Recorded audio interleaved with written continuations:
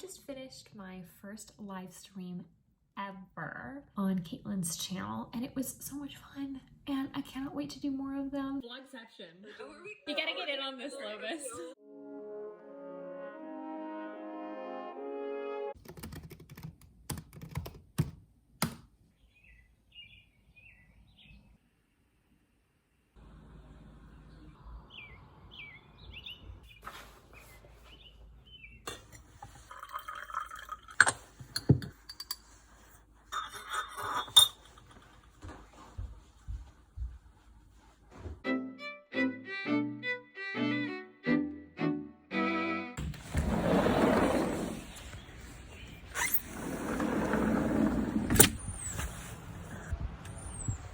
Hey everyone, it's Danica and welcome back to the writing nook. We're not actually in the writing nook today. I'm outside because it's a gorgeous day. It's only like a little bit cold, but it's so sunny and spring is really springing.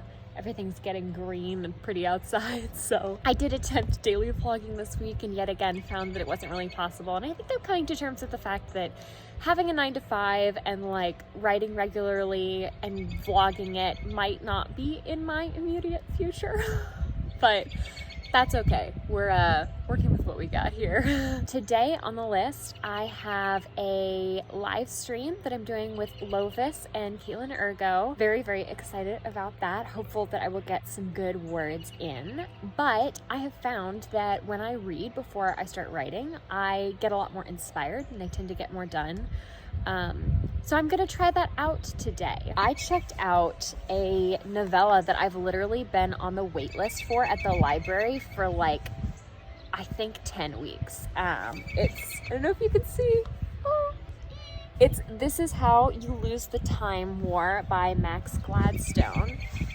Super highly recommended novella that I believe is like a science fiction romance, potentially. I believe that it has to do with like time travel and warring factions. I imagine it must be an enemies to lovers. So I thought that this would be a good thing to read as inspiration for my YA fantasy enemies to lovers story that I'm working on for Camp NaNo this year. It's pretty short, but I am a very slow reader. So my hope is to be able to finish it this weekend, but you know, we're gonna see how it goes. But I'm gonna put a dent in it now.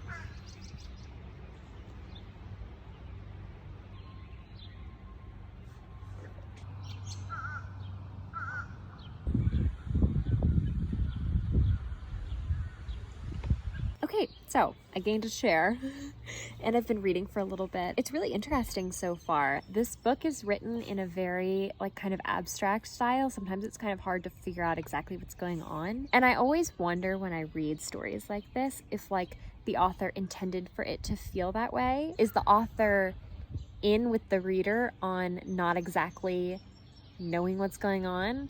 Or does the author have the bird's eye view and they are like pulling the strings, making it kind of strange and ethereal with their word choice and how they're showing the story. But yep, definitely going to be an enemies to lovers. It seems to me that like the real basis of enemies to lovers is a really, really strong mutual respect and like admiration. These characters are exchanging letters. Even from the first letter, you can tell they have like a very strong, like grudging admiration for each other. They see each other as their best rivals. And I like that a lot as like a baseline for enemies to lovers, and definitely makes me think about what do I want the baseline for my enemies to lovers relationship to look like. I need to fully decide this, but I think they're going to have never met when they first meet on page. They're gonna have only heard about each other from other sources. So I need to kind of define exactly what they think of each other and how that first impression goes. I think there needs to be a strong something so that you have somewhere to go from, even if it is a strong dislike. But in this book, I really like that it is like a strong admiration. Interesting stuff. I think what I'm gonna do is go inside and get set up to do some outlining so that I can be totally ready and productive in this stream with Lovis and Kate.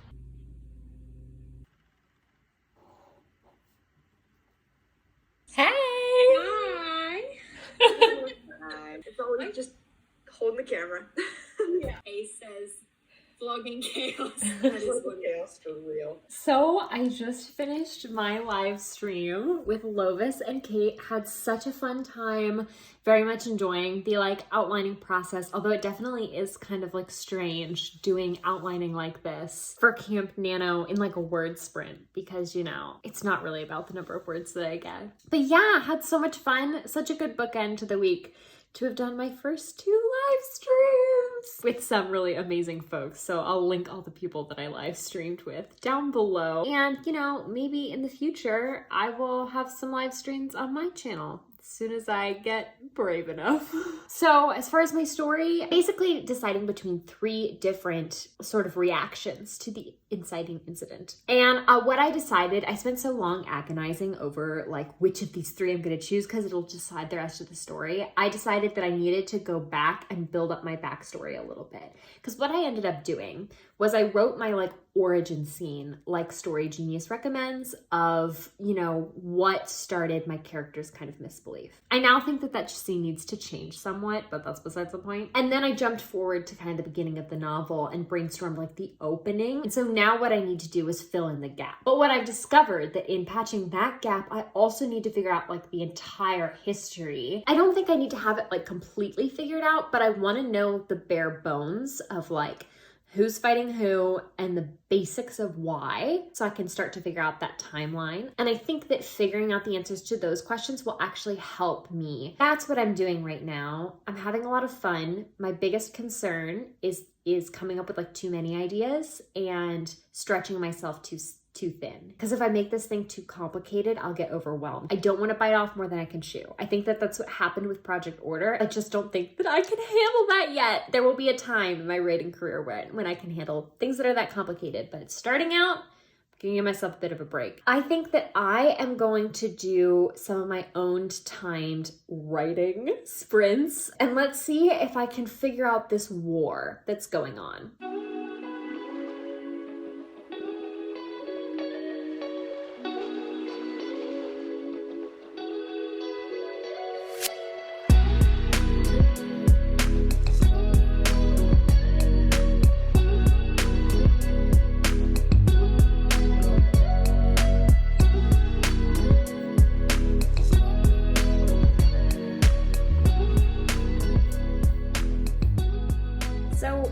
Sunday now. So I actually ended up leaving yesterday and spending most of this morning out on the water with my parents on their boat, which was quite a lot of fun. I think I did a good amount of brainstorming just while we were tootling around, but I wasn't able to be at my computer and writing. So it's mid-afternoon on Sunday and I am looking to hopefully tie up a few loose ends. I think what's so hard about doing outlining with Camp NaNo is it's really hard to tell if I've made enough progress. I keep discovering things that are really good ideas to add into the story, but they introduce a whole new set of questions. And so it's the finish line is always moving and generally farther away from me. And I am making progress. It just feels less accomplished because I haven't hit a milestone, because I don't even know what my milestones should be. So I think what I'm gonna try and do today is wrap up some of the brainstorming that I'm doing for some of the background world building. And I'd like to come up with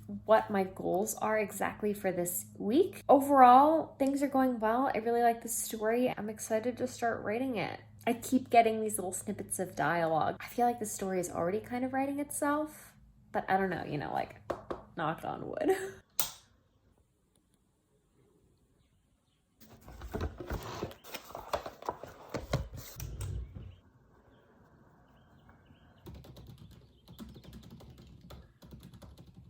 So the sun is starting to go down, which means that prime time to film is also going down, and I am honestly exhausted. So that means it is time to wrap up this second segment. I haven't exactly been following the weeks, if you hadn't noticed, and let you guys know kind of how it's going. So I think the wins for this vlog are, one, I'm a quarter of the way through my novella that I'm reading. I think we could count that as a win. 2, I know so much more about my story than I did last week. Like, I think it's easy to get caught up feeling like maybe I'm going in circles with my brainstorming of like, is it actually getting better and am I actually adding ideas that are good? I think I really do overall like what I've done, even if I can't measure it in word count necessarily.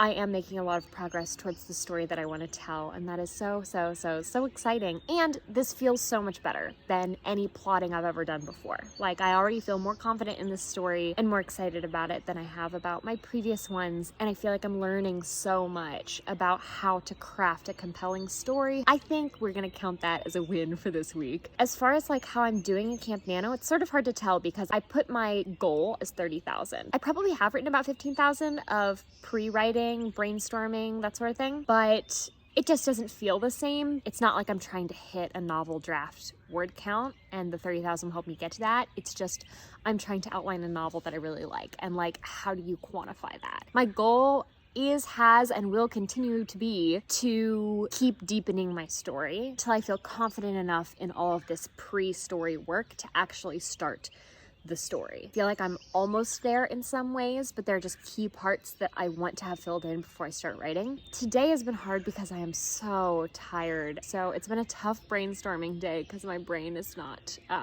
ready to storm. But overall, it's been a great week. And third win of this last session is I did my first 2 live streams, which I had never done before. I think it's kind of crazy to think about just how much AuthorTube I watched for so long and how many write-ins I participated in, really never imagining I would be on the other side of it. Here I am, talking to you, doing live streams, writing novels.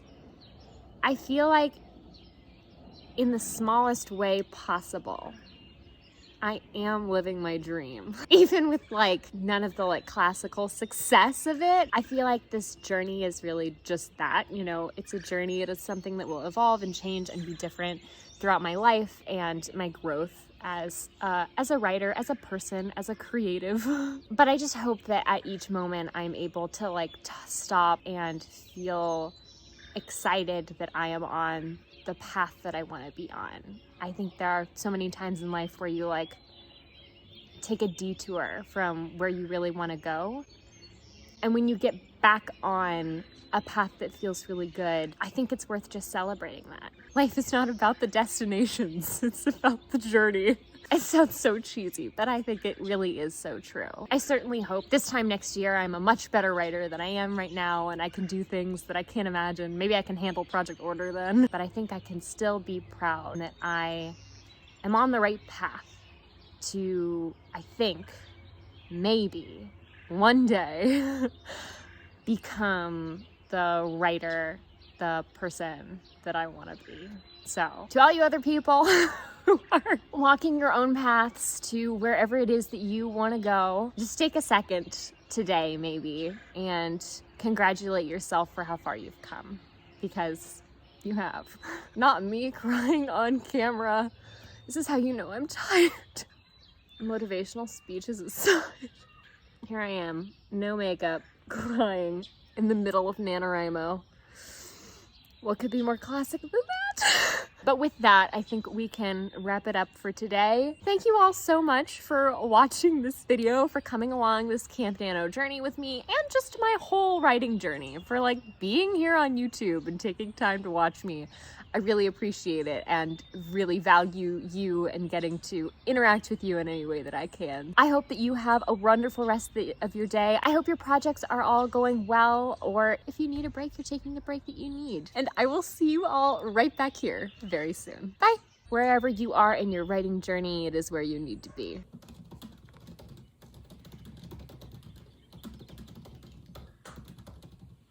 I haven't really input everything into NaNoWriMo, which I need to do.